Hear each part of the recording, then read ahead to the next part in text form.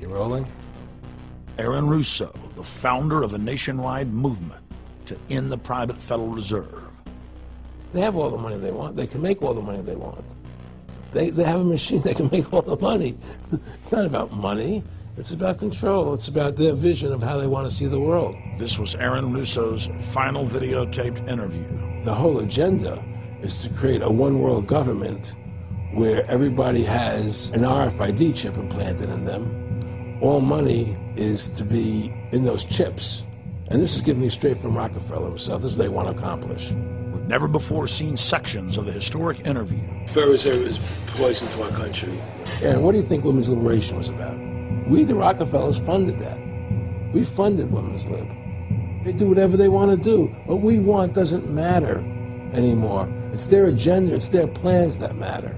Released in full for the first time. What happened on 9/11 is a phony, and we've never learned the truth about 9/11. You hear George Bush saying democracy means freedom. No, democracy equals New World Order. I believe God put me on this earth to be the best person I could be, and put everybody on this earth to be the best they could be. You have to stand up for what's right in life, and unless you do that, you're nothing. Reflections and Warnings, an interview with Aaron Russo. Award-winning filmmaker turned freedom fighter, Aaron Russo was an amazing individual. He'd been battling cancer for more than 3.5 years when he began making America Freedom to Fascism, that he shot, directed, edited pretty much on his own with just the help of a few people. An amazing individual. A long life of award-winning films, of hard work, and for standing up for the Bill of Rights and Constitution. When we first went and shot this interview, I put it out on the web for free, but parts of it have never been seen. So here today, you're going to have a chance to see the in-depth interview, the final interview with Aaron Russo. But his important work lives on. He made one of the definitive films exposing the elite that control this nation and the world, the private Federal Reserve. And the information he put out 2 years ago rings more true today than ever. And his film, America Freedom to Fascism, and Mad as Hell, and the other great works he did just continue like ripples in a pond to light bushfires in the minds of men and women everywhere. So this film is dedicated to the one, the only, Aaron Russo. You rolling? I'm honored to be interviewed by Alex Jones, a truth seeker, fighting for justice in America. Alex charming is getting me all smiley. Aaron, when did you start to think something was wrong in the world, or start to find out about the whole banking cartel and the Federal Reserve System, the New World Order? Well, that was a progression of events. I've always been a very independent person, always believed in individuality, and that we were put on this earth to be unique individuals to fulfill our God-given potential, and that the only way to fulfill your potential is to be free, to find out who you are, and to make your errors, to make mistakes. And as I grew up, I began to realize more and more the government was inhibiting me in things that I wanted to do. And what happened, I was very successful in the ladies' lingerie business. I worked for my dad. He had a small undergarment business, and I created the first ladies' bikini panties back in 1963, actually. And then I opened up a nightclub in Chicago called the Electric Theater that opened up the day Martin Luther King was assassinated. Right? And so the city of Chicago was in flames the day my club opened. Wow. And nobody came out to the club. And well, what happened was that that was the year of the Democratic Convention in Chicago in '68. And so my club became a hangout for the hippies, and because they wanted to go to Chicago and protest what was going on. And I was having a concert at my club one night to raise money. And the police raided the nightclub, my club, for no reason at all. And I was standing outside in my office overlooking the street, and I saw all these paddy wagons pulling up in front of my club. And I was a 24-year-old kid. I had no experience at all, really. I said, what are these paddy wagons doing here? And then I saw all these cops getting out of the paddy wagons coming into my club. I said, oh my God, they're raiding me. And so I ran down to the stage, and I got on the stage, and I stopped the band from playing. And I said to the people in the audience, we're being raided, so sit down on the floor, cooperate, and plot your identification and cooperate with the police. And as I said that, two of the cops from behind threw me onto the floor and grabbed me and started dragging me out of the club. I'm going, you know, victory, victory. You know, I'm playing it for what it was worth at the time. I was a kid. And then I saw the fire department there.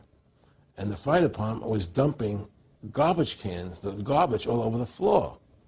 And I thought to myself, well, why are they doing that? You know, very quickly as they were dragging me out. And I didn't quite understand it. So they threw me into the paddy wagon. As I got into the paddy wagon, one of the cops grabbed my testicles from behind and squeezed.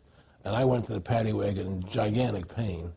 And the next person that came into the paddy wagon, the cop, as he was stepping in, the cops took the billy club, smashed him on the head with it, and just split his skull, you know, for no reason. I mean, there was nothing wrong. So that was kind of your awakening. That was my awakening. It's like, what is going on? I thought this was America. So I initially blamed it on Chicago and made a daily thing. It was Chicago. And anyway, it was the headlines of the newspapers the next day. You know, there was my picture in the newspapers, the headlines, electric theater short-circuited, it was raided.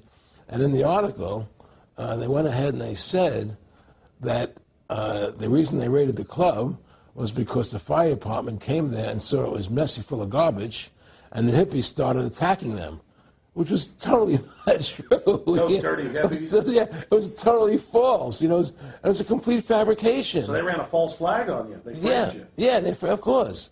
You know, and I was in shock. I said, people lie like that? People actually do these things? I couldn't believe it. You know, it was an awakening to me. And I went on television. I told people on television that they lied. Nobody cared. Nobody cared what the truth was. You know, it was shocking to me. And then a week or 2 weeks later, I forget exactly what it was, two cops come to see me, a lieutenant and a sergeant, a captain and a sergeant. And they said, Mr. Russo, we're sorry if you got hurt that night at the club in the raid, but we're here to tell you that if you want to keep the club open, it's going to take $2,000 a month, and we're going to come see you once a month, and whenever we have to raid you, we're going to call you, you know, and we'll let you know we're going to come in tonight and raid you. This was mafia. Well, the police mafia, you know. And actually, it was actually more interesting than that. They said, listen, there's the A plan, there's the B plan, and there's the super deluxe plan. And this one, of course, each one, of course, that much money a month. Which one do you want? What was the super deluxe? That's the one I took. That was a $2,000 a month plan. And I took that plan, and I paid them $2,000 a month, and they left me alone. And whenever they were going to raid the club, they would come there, we're going to have a phony raid tonight, you know, just to look good for the people in the neighborhood, you know.